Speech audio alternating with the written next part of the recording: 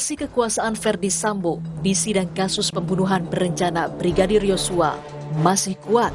Keluarga Brigadir Yosua yang dihadirkan jadi saksi di persidangan bercerita soal perbedaan perlakuan saat persidangan Ferdy Sambo, Putri Chandrawati dengan terdakwa lainnya seperti Eliezer dan Ricky Rizal. Mereka bahkan merasa was-was kala bersaksi untuk terdakwa Ferdy Sambo dan Putri Chandrawati. Bu Roslin, kalau Ibu sendiri perasaannya gimana? Harus melihat wajah-wajah mereka? Sama ya, perasaan kami lega dan puas. Karena memang kami pengen melihat mimik wajah mereka.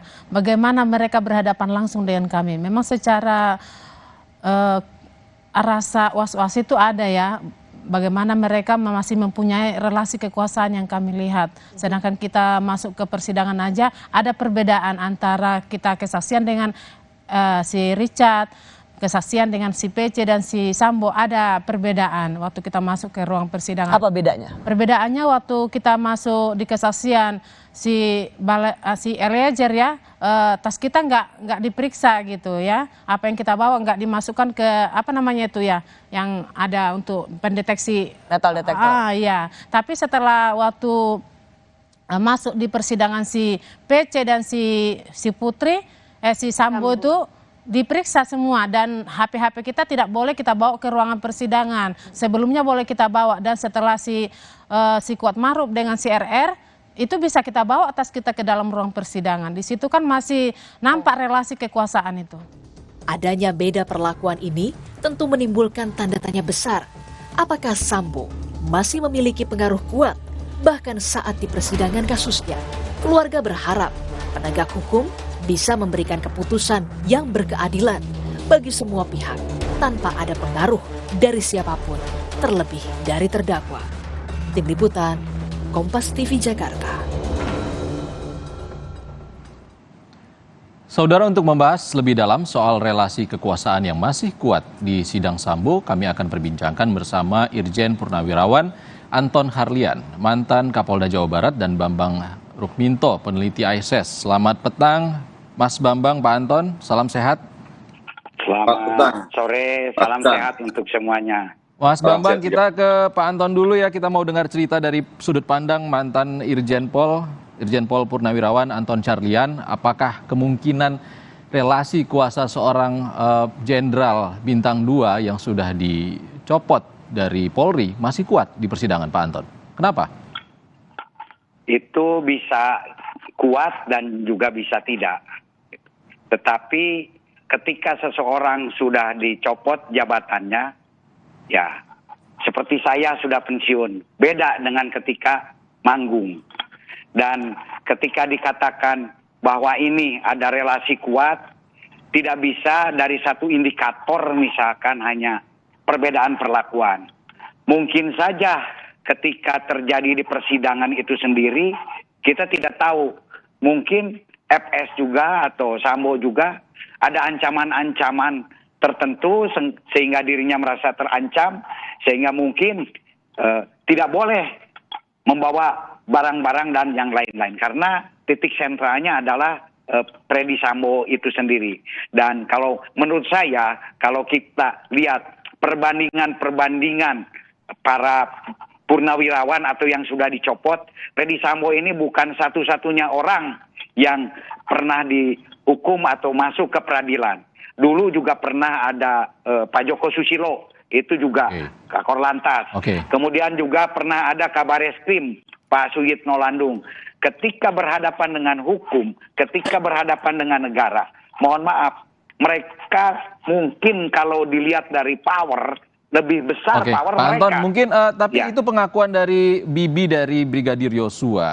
Apa yang mereka rasakan, apa yang mereka alami di persidangan, itu hanyalah ketakutan terhadap seorang terdakwa atau ada relasi kuasa di sana, Pak Anton? Saya kira itu bukan satu indikator. Indikatornya di mana? Masa itu hanya dijadikan satu indikator bahwa ini adalah suatu kekuasaan yang luar biasa. Saya tidak bisa, justru saya sekarang agak sedih dengan proses peradilan ini. Justru lebih banyak mengedepankan opini-opini. Apakah peradilan di Indonesia mau dikuasai oleh kerajaan opini. Kalau Oke. nanti peradilan di Indonesia dikuasai oleh opini, apa jadinya peradilan? Padahal maaf, nanti yang akan menentukan adalah keputusan hakim, keyakinan hakim. Jangan sampai hanya satu indikator kecil dijadikan bahwa ini adalah sebuah bentuk kekuasaan. Baik Pak Anton. Adakah mungkin yang merasa diancam atau lain-lain gitu kan, dikepung lain-lain, kan tidak ada. Oke. Ini jadi mungkin saja ini ketakutan individu yang jangan sampai di blow up, ini merupakan satu negatif stigma peradilan yang tidak baik. Oke, Pak Anton.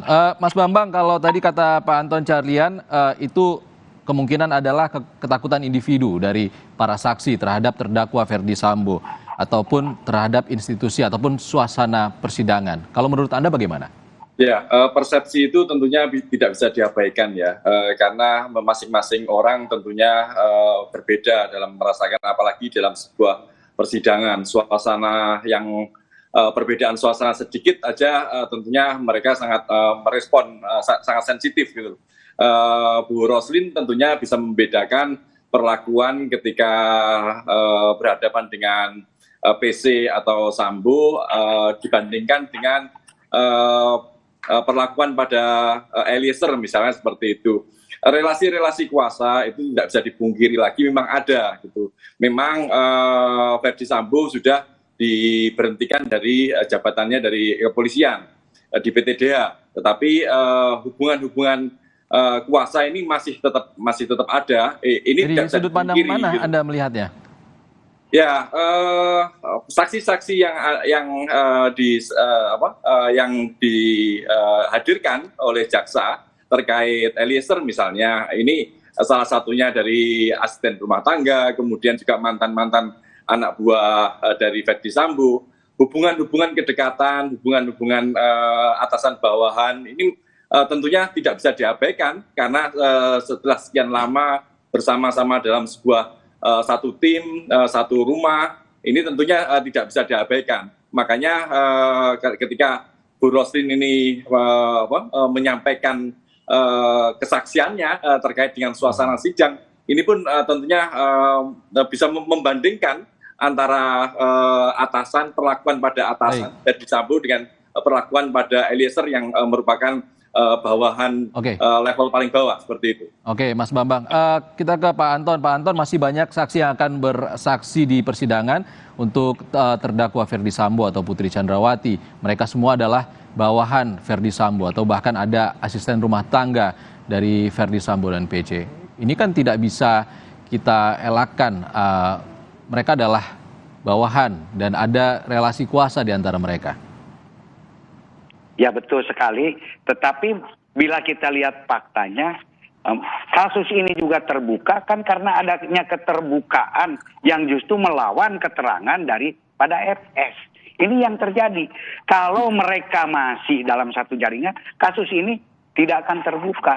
Jadi mohon, kita hukum ini berbicara fakta. Satu fakta saja belum tentu menjadi sebuah bukti atau kenyataan sebagai produk hukum. Apalagi kita hanya berdasarkan kata-kata. Jadi kalau memang betul relasi, tetapi sekarang konstruksinya sudah berbeda. Mereka sendiri yang mohon maaf, masing-masing akan menyelamatkan diri dari jeratan hukum. Pasti masing-masing pun juga akan punya alasan-alasan tersendiri untuk selamat dari hukum, gitu kan. Jadi saya kira kalau kerjasama ini ya mungkin saja, tapi kan itu persepsi. Di mana faktanya, gitu. Tapi memang betul. ada itu fakta saksi ART dari Ferdi Sambo dan Putri Chandrawati, Susi, yang mengubah keterangan dan dia mencabut keterangannya di persidangan ini yang ditegur oleh hakim juga berbelit-belit, bahkan memantik marah dari jaksa dan juga pengacara dari Eliezer. Bagaimana tanggapan Anda?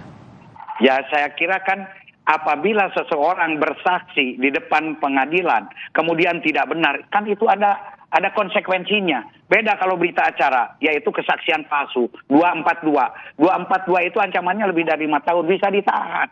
Jadi jangan main-main. Nah mungkin dia mencabut itu hak. Makanya saya dari awal mengatakan bahwa kesaksian hidup itu beda dengan kesaksian yang mati, physical evidence. Karena ketika physical evidence ini itu akan tetap, tetapi ketika kesaksian manusia bisa berubah-ubah, bisa saja hari ini A, besok B. Nah, dan bagi mereka yang bersaksi palsu itu ada ancaman hukumannya tersendiri. Dan saya yakin jaksa pun juga nanti akan mencatat, tinggal disatukan saja, dimatchkan aja dengan bukti-bukti yang ada benar atau tidak. Karena ingat itu hanya satu saksi.